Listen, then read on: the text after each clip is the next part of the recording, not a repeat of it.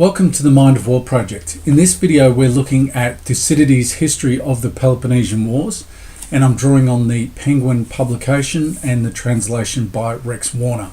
Of all the ancient texts on conflict, Thucydides' work is considered the gold standard in military history, and for thousands of years up until today it's been considered a must read for any understanding of human nature, the human element in conflict, and the nature of warfare. And so we're going to look at this text today and draw those themes out of it. As I said in the introduction video, the focus of the Mind of War project isn't on book reviews, but on drawing out enduring themes and insights from these ancient texts to help us better understand people in conflict, the nature of warfare, and the enduring human element and its relevance to the modern battlefield. So a brief overview: the Peloponnesian Wars were fought between the Delian League, led by Athens, and the Peloponnesian League, led by Sparta. Now these two went to war and over a number of decades fought. Now it was a period of conflict and then some peace and then conflict. Ultimately the Peloponnesians were victorious over the Athenians. There's lots of texts that cover this, and obviously I recommend you read the book itself. Don't just take my insights, but see what you gain out of what is an incredibly rich, detailed, and enduringly relevant text on the conflict. You can find summaries as well, and good insights on the nature of the conflict.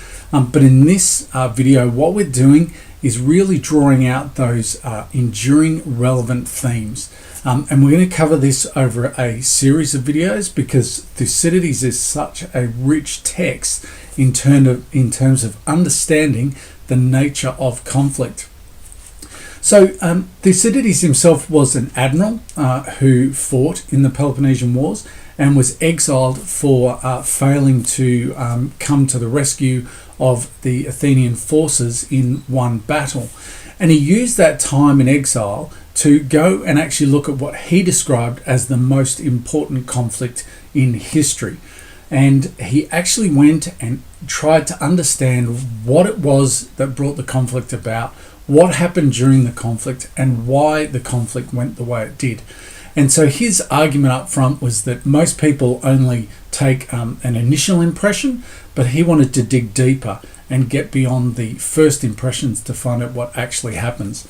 And we see that in his recollections and his accounts of debates, of discussions, of people trying to understand what the best course of action was in any situation, of trying to factor in their own side, the adversaries, and then his accounts of battles and the aftermath of these.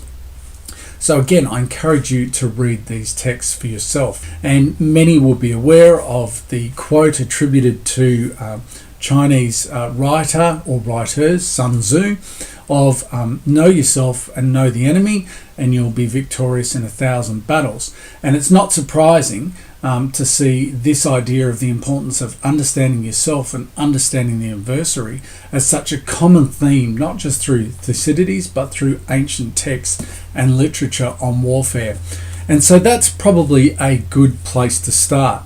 We'll look at the quotes by the Spartan king just prior to the conflict itself. The Spartan king Archidamus, who was listening into a debate amongst the Spartans and provided his perspective on what the best course of action was. And this was his initial observation. The practical measures we take are always based on the assumption that our enemies are not unintelligent, and it is right and proper for us to put our hopes in the reliability of our own precautions rather than in the possibility of our opponents making mistakes. So the emphasis was on their own preparations. Don't assume the adversary is going to make a mistake. Now, during the debate, the Peloponnesians come up with the plan of sending a delegation to the Athenians to try and gauge what's going on, but also to maintain their own preparations for war. And this is what Archidamus says on this. He said, "This decision is the best one you can make for yourselves, and it is also the one most likely to inspire fear in your enemies." And so what this captures in Archidamus's observation is that the judgments about the best course of action factored in two aspects. One was the best for them, but also what impact did it have on their adversaries. This is a theme that Thucydides picks up on throughout his text.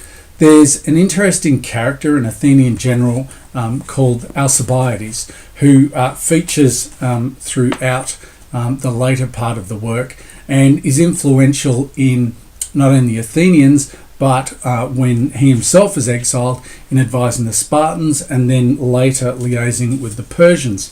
But Alcibiades is captured by Thucydides providing advice to the Spartans, and this idea of understanding your adversary really is captured well by Alcibiades' effective question that some 2,500 years remains timely and relevant. So Alcibiades makes this observation. His argument is that the Spartans need to look at fortifying Decelea on the kind of doorstep of Athens in Attica. And the emphasis on doing this is because of the impact it will have on the Athenians. And this is what Alcibiades has to say. "The surest way of harming an enemy is to find out certainly what form of attack he is most frightened of, and then to employ it against him. He is likely to know himself more accurately than anyone else where his danger lies, and that is why he is frightened." So the importance of this was focusing on the adversary's perception of the worst thing that could happen to them, and that required a real understanding of the adversary. And so looking ahead, that question of what does the enemy fear most, and then acting in that way against them, is a reflection of their own understanding and their own fears. But it requires a level of knowledge that takes work and effort to find out.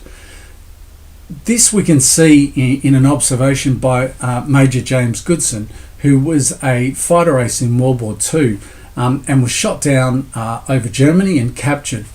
And in his later book, Tumult in the Clouds, he's reflecting on his experience captured in Germany, and he observed that what the Germans feared most prior to the Allied invasion on D-Day was actually the number of prisoners of war and effectively indentured labourers that the Germans had within their own borders. They heavily outnumbered the German security forces, and Goodson observed that the treatment and the harsh treatment of prisoners of war trying to escape was a reflection of these fears of that internal uprising. And Goodson said the most amazing aspect of this extraordinary situation was that the Germans knew exactly what their biggest concern was, and this internal uprising, because it would draw troops away from their borders if they had to deal with it. And yet Goodson's argument was the Allies didn't ever take advantage of this. And so this importance of understanding what the enemy fears the most, I would argue, is absolutely critical in any form of warfare. Another point that's made in the text is planning and fighting are two very different things. And the Corinthians we see who are on the Peloponnesian side, allied with Sparta, are often captured by Thucydides, providing some really insightful guidance to the Spartans. So I'll read their advice in terms of this idea of planning and actually fighting is different. And what the Corinthians observe is that no one alike can conceive and dare in the same spirit of confidence. We are in perfect security when we make our estimates, but in the test of action, where the element of fear is present, we fall short of our ideal. And so the Corinthians are emphasizing in this planning for conflict this need for this realistic approach and understanding that planning is very different. So planning's done where you're secure, but in action, where fear is present, where the human element is present in face of danger, it's a very different situation. And many people would be aware of von Moltke's observation, often summarized into no plan of attack survives first contact with the enemy, or the boxing observation that everybody's got a plan until they're punched in the mouth. And so this takeaway is that planning and the actual fighting are two very different things. The point is not to abandon planning altogether, but it's to have a realistic understanding of the plan, and the reality of conflict are two different things. And that's the point the Corinthians are making. Another aspect that comes out of the book is emphasizing that the adversary has a different perspective than the other side does. Adversaries can think very differently, but also, as Thucydides emphasizes, sometimes you can be your own worst enemy, or you can provide a valuable assistance to your adversary without realizing it. And so again, I'll read from Thucydides' observation on the Spartans. He said, in talking about a situation that occurred, he said, however, on this occasion, as on many others, the Spartans proved to be quite the most remarkably helpful enemies that the Athenians could have had. For Athens, particularly as a naval power, was enormously helped by the very great difference in the national characters, her speed against their slowness, her enterprise as against their lack of initiative. And so Thucydides is highlighting that sometimes the Spartans, who ended up ultimately winning the conflict, were often their own worst enemies, but often the best enemies that the Athenians could have. And so this idea that actions and inactions can actually very much help one's adversaries is a theme that comes through again in Thucydides' writings. The Corinthians make a similar observation in terms of understanding the issues of overconfidence and the impacts that they can have. And again, I'll quote. So the Corinthians, in these discussions and debates we see throughout Thucydides' works, make this observation. Such a policy, in our view, cannot be held to be exempt from three of the greatest mistakes that can be made: lack of intelligence, lack of resolution, or lack of responsibility. Nor do we imagine that you can escape these imputations by claiming that you feel superior to your enemies. This feeling of superiority has done much harm before now. Indeed, from the number of cases where it has proved disastrous, it has come to be known as something quite different. Not superiority, but plain stupidity. And we can see where the Corinthians are emphasizing is this overconfidence is a reflection of a mindset that the capabilities in tangible form turn out not to be as important as this mindset and this overconfidence that in this case the Spartans are planning on. They feel superior to their adversaries, so what ends up happening is there is a reality check on the battlefield, and that's what the Corinthians here are warning about. This idea that a superiority in feeling towards your adversaries is actually nothing more than plain stupidity. So victory and defeat can be subjective. We can see that different sides can perceive a battle very differently in terms of the outcomes. So what looks like a defeat for one side can actually be interpreted as a victory. And we see that not only in ongoing conflicts such as guerrilla warfare, where a smaller group can see simply survival as a sign of success, but also Thucydides makes the observation in relation to the Athenians and their naval power, and compares this to the Corinthians, who were not a naval power but still had a fleet. And Thucydides observed that the Corinthians counted it as a victory if they were not thoroughly defeated at sea, whereas the Athenians counted it as a defeat if they did not win easily. And so this idea that even what should be a seemingly simple measure of success is perceived very differently by two sides, which is another thing that has to be factored into any conflict, battle, or understanding of yourself or an adversary.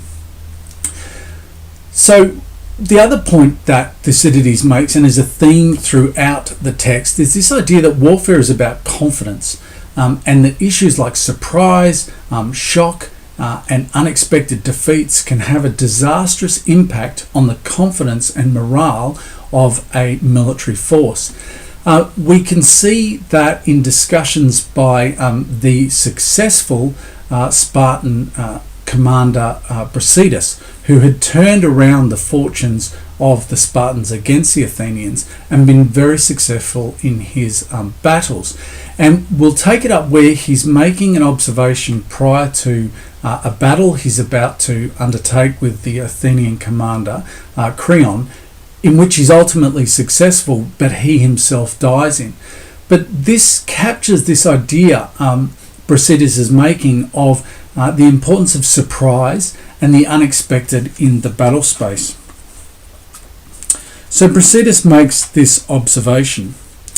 He argues that success goes to the side which knows when the other opponent is making a mistake and then uses their own forces to exploit that.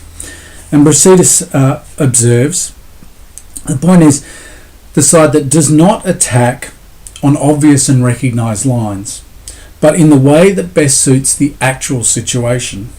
And it is by these unorthodox methods that one wins the greatest victory. And they completely deceive the enemy and are of greatest possible service to one's own side.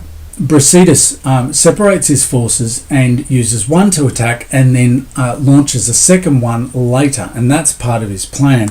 And he rationalizes that quite well by making this observation.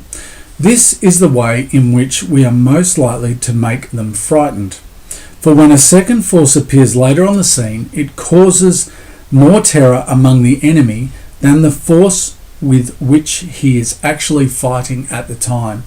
And so that's part of Brasidas' plan. This aligns with the Roman writer Vegetius, who makes the observation that it is novelty and surprise which throw an enemy into consternation, but common incidents have no effect.